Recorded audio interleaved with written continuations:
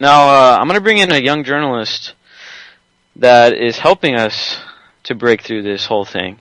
And he actually confronted Nancy Pelosi on the NSA. And he had some really good points considering the leaks from Edward Snowden. So let me see if I can get him on the line here.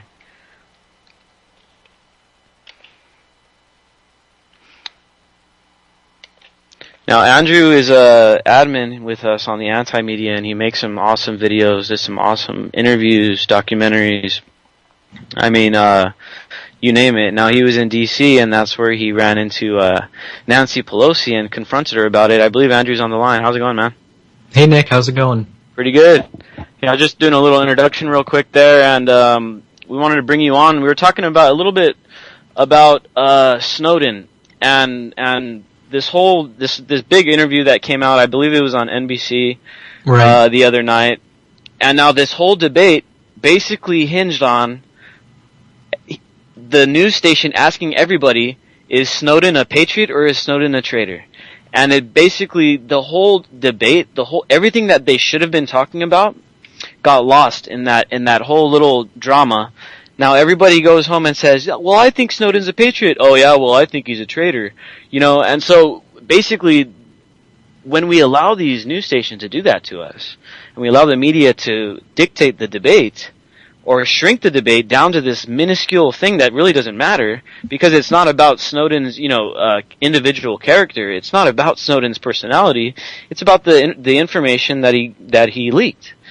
So it's like the whole debate gets lost, and I think it's important for everyone listening to try to understand that the media uses these kind of tactics in order to waste our energy and waste our time and get us spinning in circles instead of understanding, look, we really need to make, like, if you look at it, we haven't really made any strides on the NSA when it comes to legislation or anything like that. Very, very little amount of anything ever since these leaks. So the media has been very, very successful with their campaign to get us to basically either not do anything about it or just almost ignore it.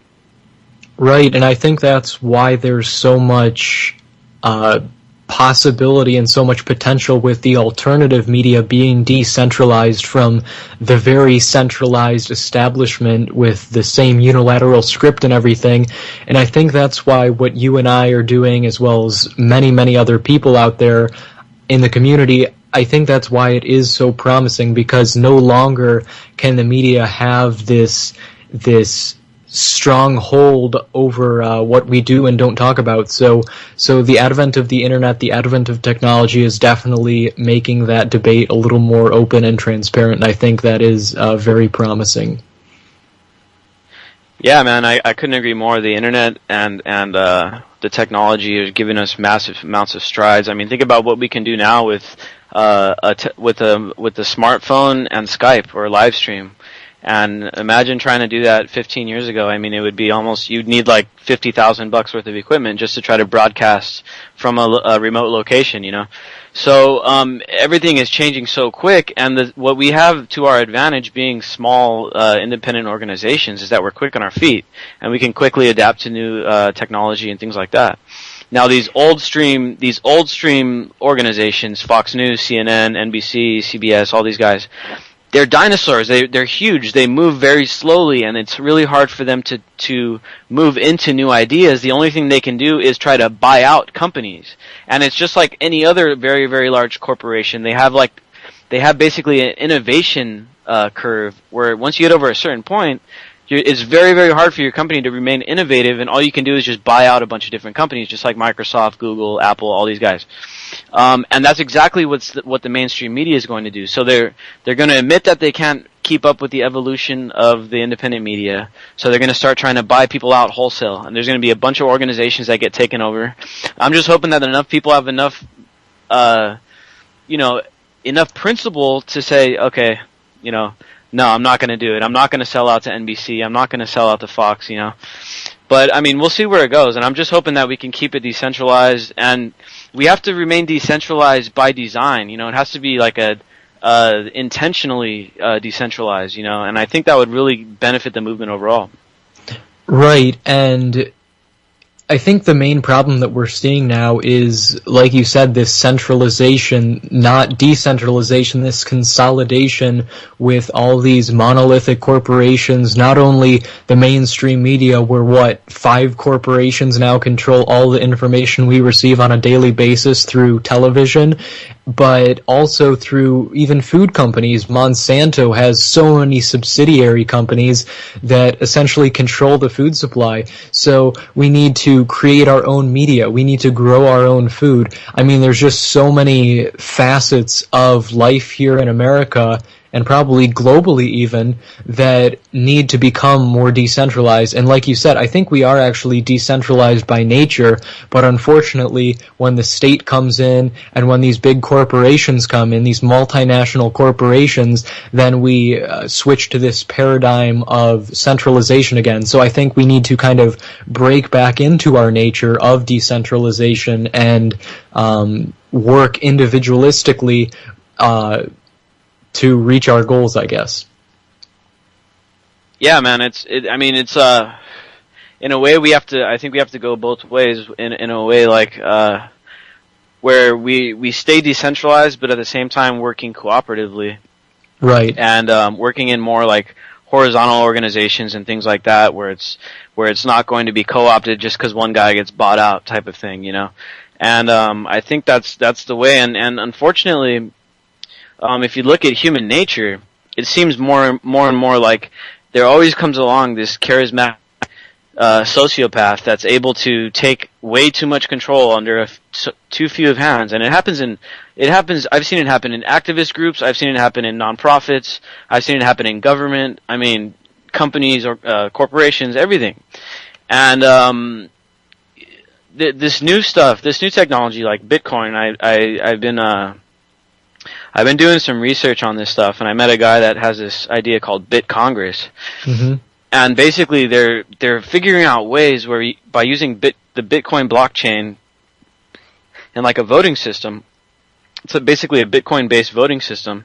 There's ways to basically do away with bureaucracy altogether, and putting it into this direct control by the people that actually run, you know, the people that actually work there.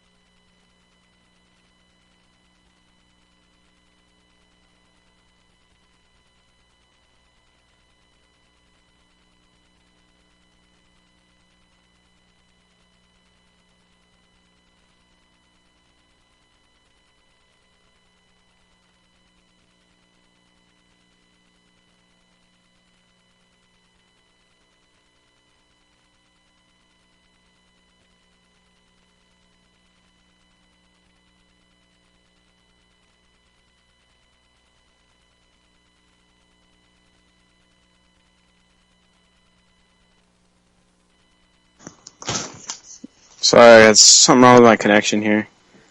Hey, Andrew, you still there? Alright, I don't know if we lost Andrew, but I think we're back on. something wrong with my internet connection here, but yeah, we were talking about how we have to stay decentralized by design and keep it that way, or else we'll face these same exact situations that we've faced before, where the bureaucracy takes hold, charismatic leader comes into play, gathers up all the power, makes all the decisions unilaterally, and then you end up having the same problem that the mainstream media has, where you become a bureaucratic, dinosauric kind of monstrosity. And it's just going to be destructive to any organization if you run it that way. And that's what we have to stay away from and move against.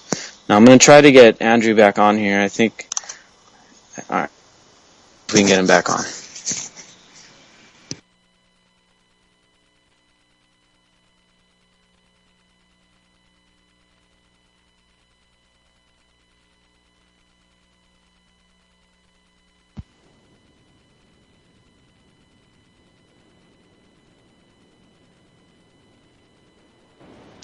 Alright, I'm back in here.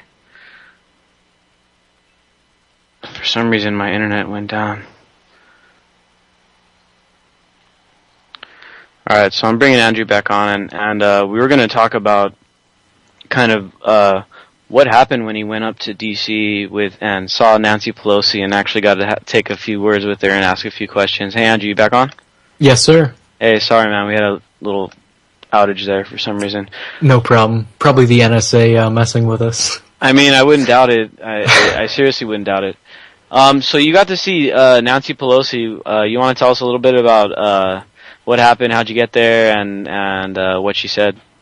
Yes, sure. So I was in D.C. because in November of last year I learned about this contest C-SPAN was hosting called Student Cam.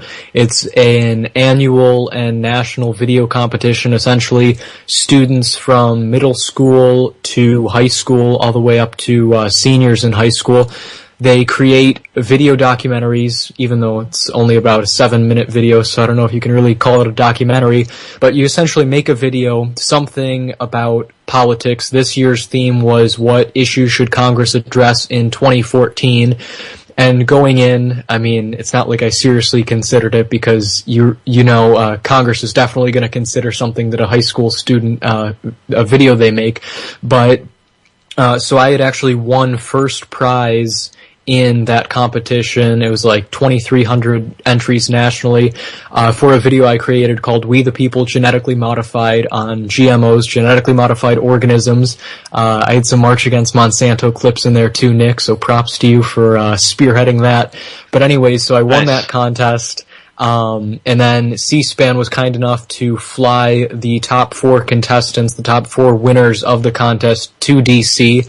So I thought that was a great opportunity. And before I left for DC, I got an email from C-SPAN with a brief itinerary outlining what we were going to be doing in DC, and one of the things that I found interesting was it was like a tour of the Capitol with John Boehner and Harry Reid. So as soon as I saw that, and keep in mind this was right around the time when Harry Reid was making his comments calling Cliven Bundy, as you mentioned earlier, a quote-unquote domestic terrorist, and his supporters too, so I had a confrontation planned out with Reid. Let's just say it involved me ordering a pocket constitution on Amazon. And so eventually those plans fell through. It ended up not being Boehner and Reid, but instead it was rescheduled with Pelosi. So I kind of dug up some dirt on her online, basically looking at her voting record to see what hypocrisy was evident, and I knew there was going to be a lot of that. So essentially I found out that she used to be against the Patriot Act under the Bush administration, the Republican Bush administration at that, and now under Obama she is actually a supporter of the NSA, which is the Patriot Act, post 9/11 Patriot Act, was essentially the precursor to the NSA.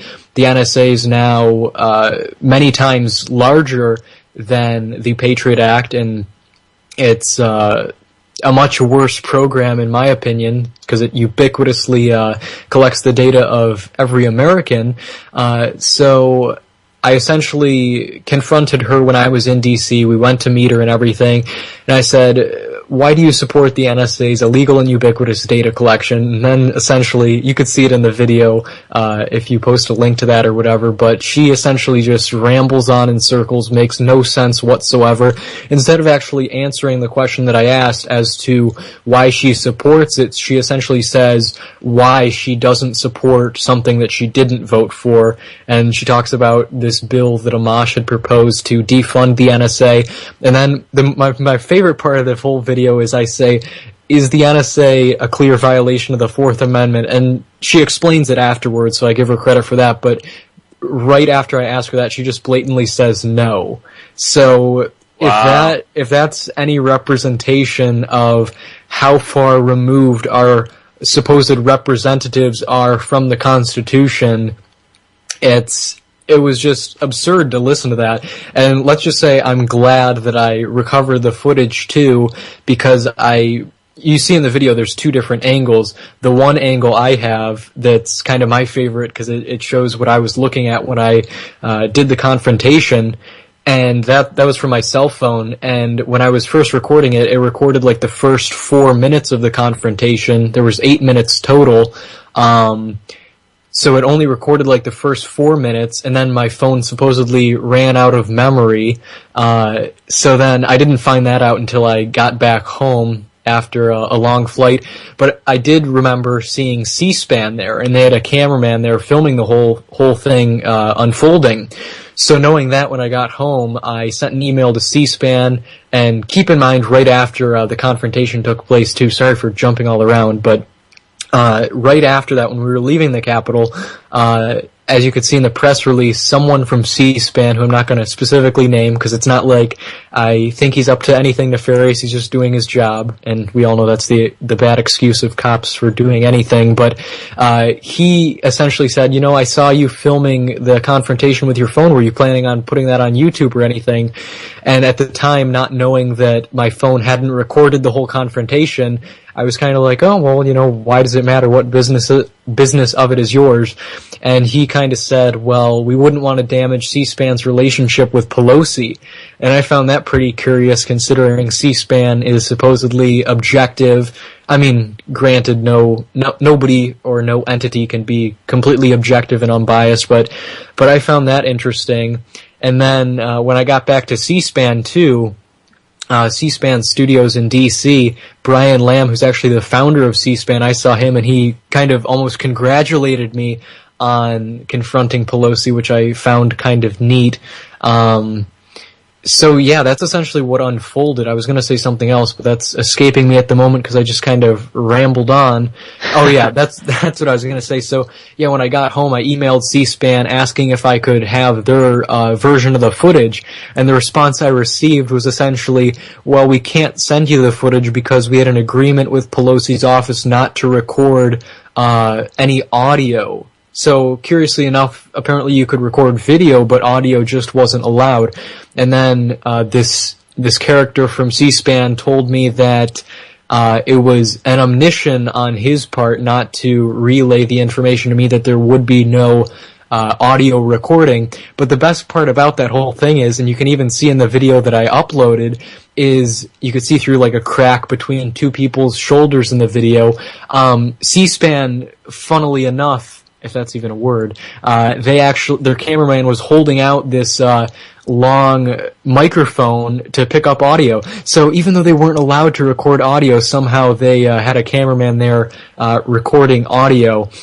But eventually I kind of called out this representative of C-SPAN saying, the whole premise of this student cam contest that we entered was to remain objective, remain unbiased, and remain fair and balanced. Fox's motto, they're always fair and balanced. But the whole point of it was to get all sides of the story. So essentially for them to have this footage and then say, you're not allowed to have it, I essentially called them out on that, saying that's absolutely ludicrous that you claim to be a fair, balanced network, but you're not really doing that in practice. So So that's essentially what went down in D.C.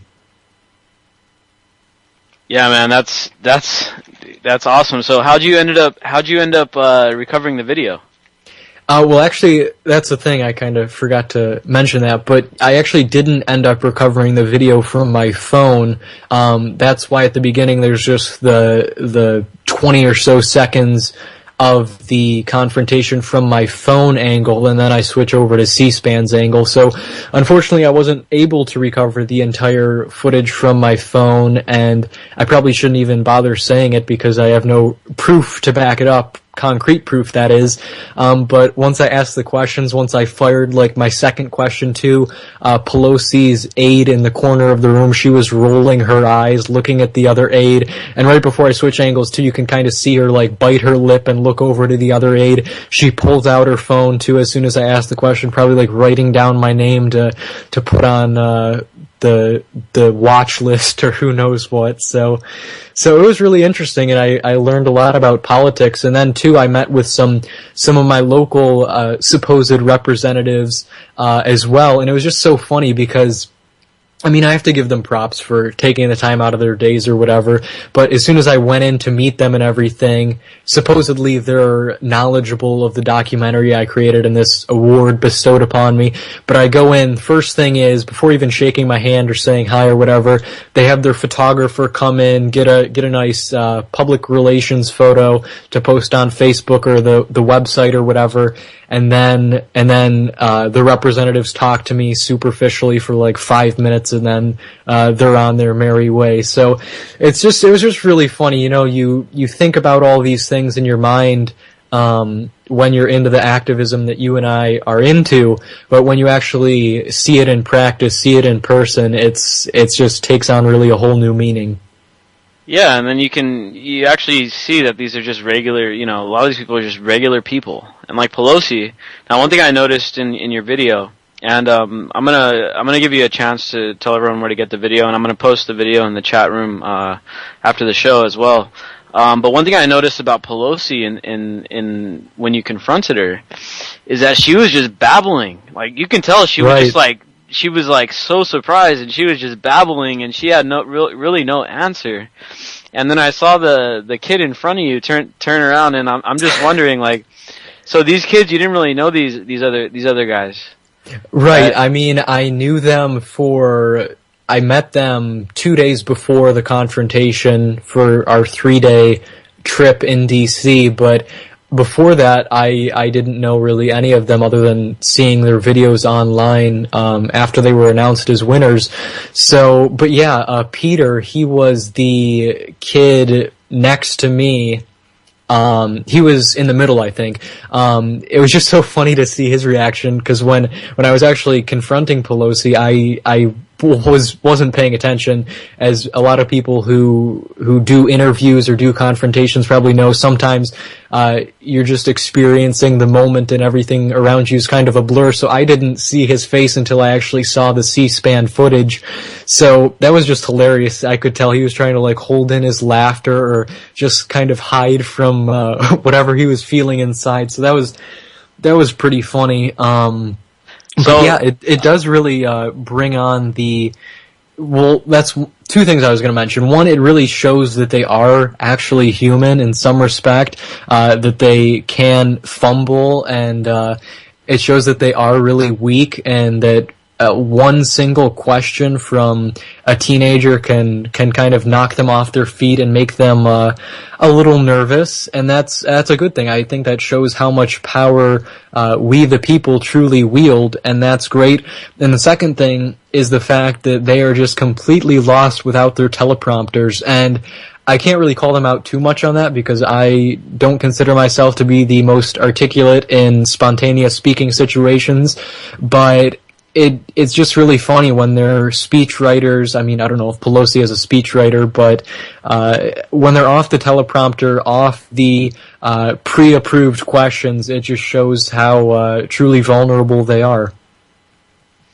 Yeah, and you can totally tell. You know, you can tell that that she was just completely just baffled. So did the people that you were with, the kids that the other kids that were there, did they know that you were going to do this confrontation? Did you tell them or no? No, I told no one. I don't even think I told my dad, who was with me on the trip. I initially told him when I ordered the pocket constitution and that came in the mail.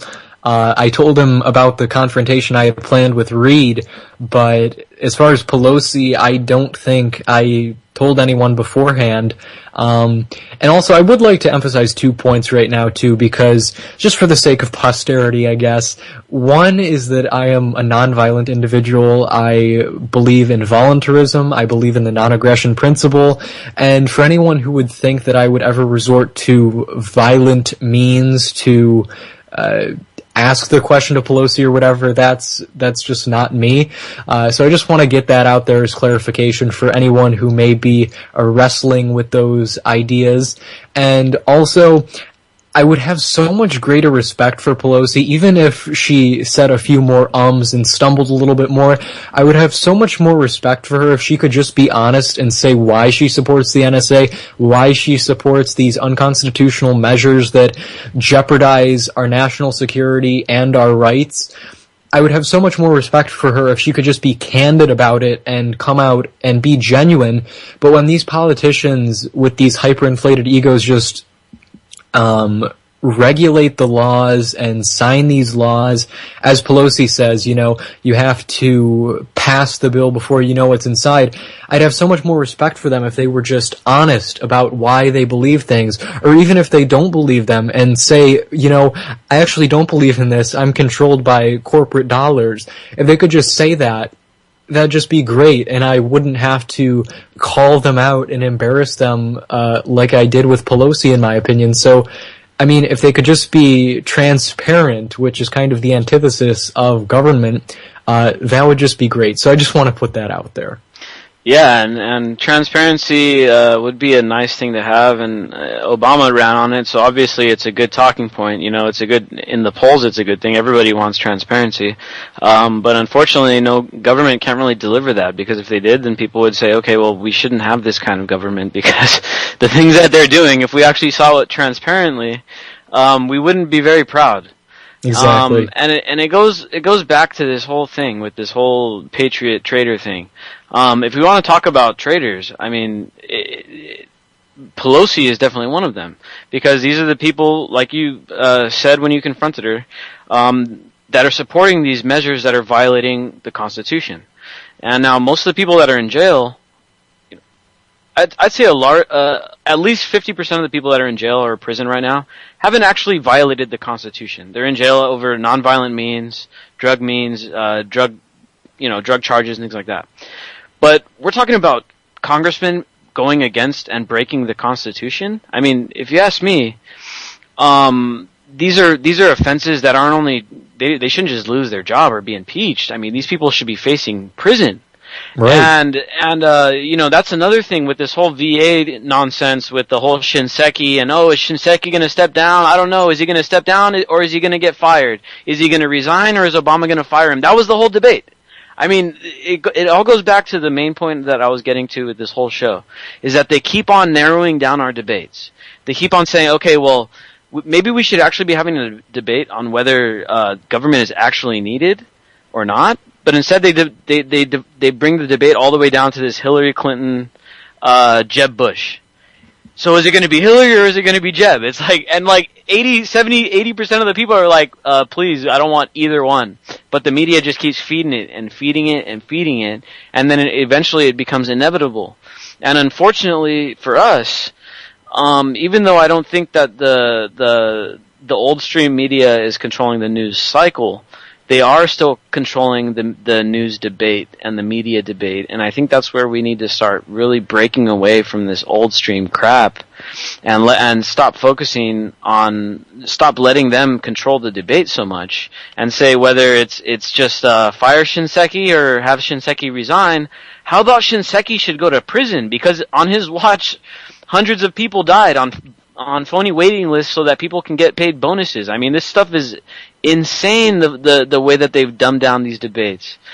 Now, right, and I'd even go further to say that it's not even the mainstream media that's really dictating the dialogue here with these issues, but it's also the administration, government itself, because as we know with secret projects like Operation Mockingbird, they're so closely intertwined, and it's really conflicting interests, to be honest. It should be not only separation of church and state, but separation of media and state, separation of corporate interests in state. And going back into what you're saying about dumbing down the debates, I definitely agree. Instead of allowing for gray area, it's just white or black decisions. And instead of allowing for a transparent debate, instead of allowing for actual questions, you're just getting these two sides of the argument, just like the Democrats and the Republicans.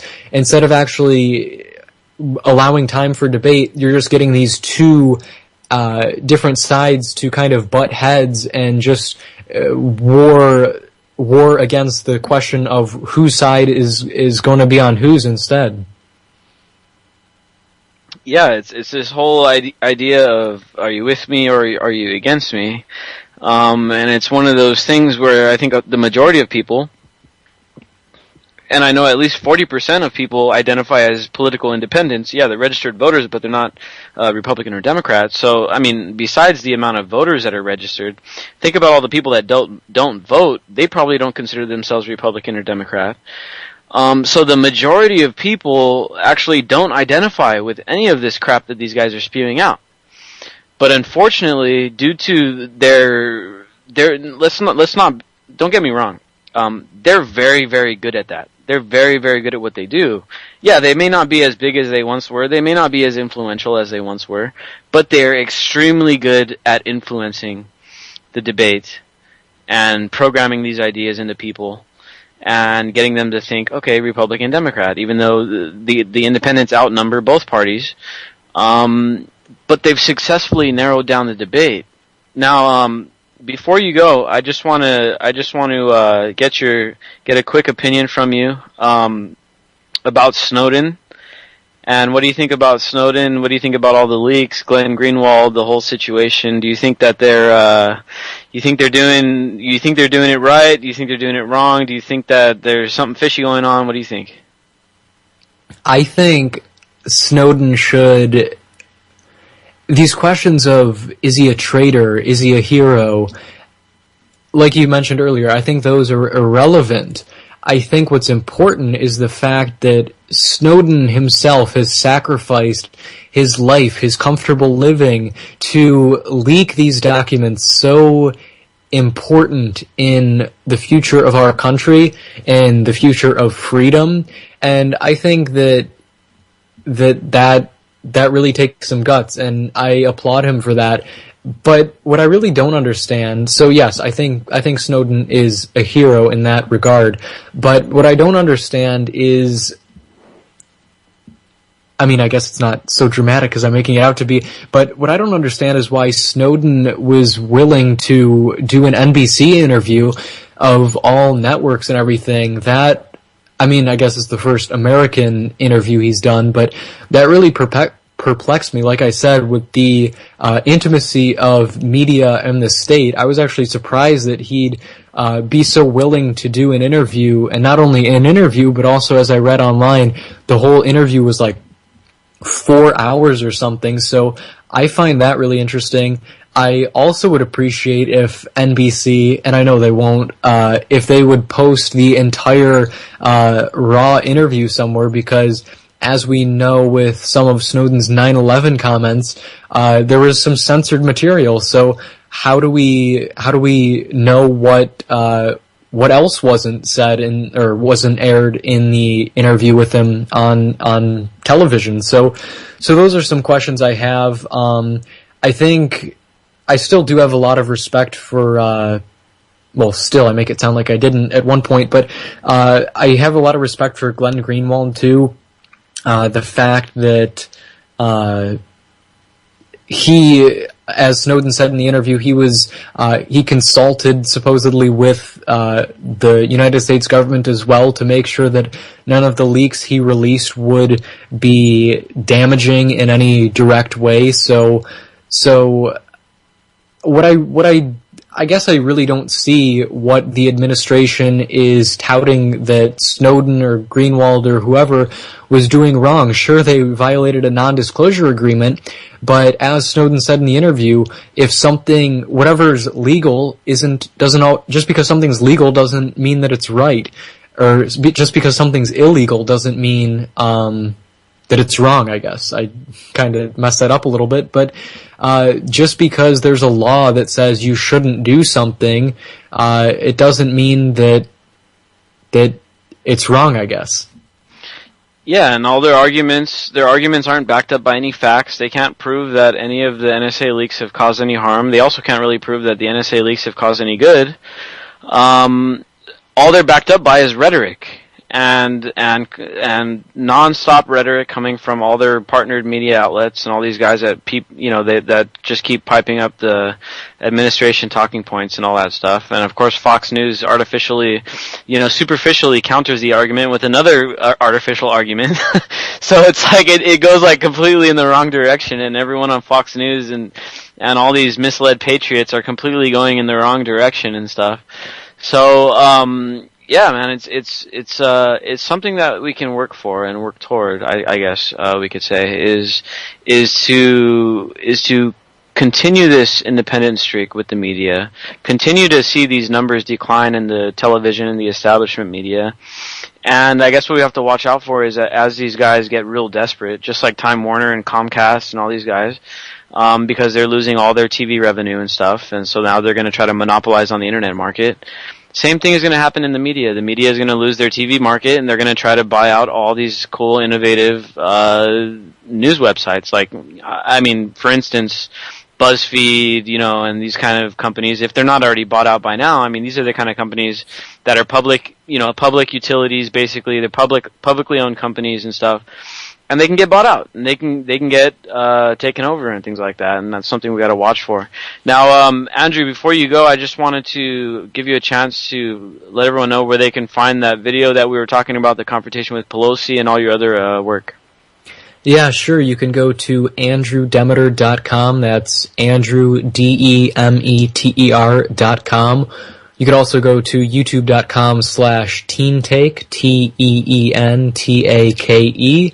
And it's available all there, or if you just search my name on Google, I'm sure something will come up, because so far it's been featured on LiveLeak. It was uploaded like 8 hours ago, and it has like 20K views as of now.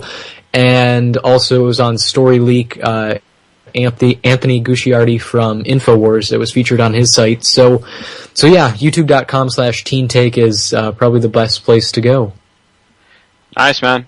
Thanks for calling in. Thanks for all the work you're doing, Thank man. you. And we'll see you online tomorrow. All right, sounds good. Thanks, man.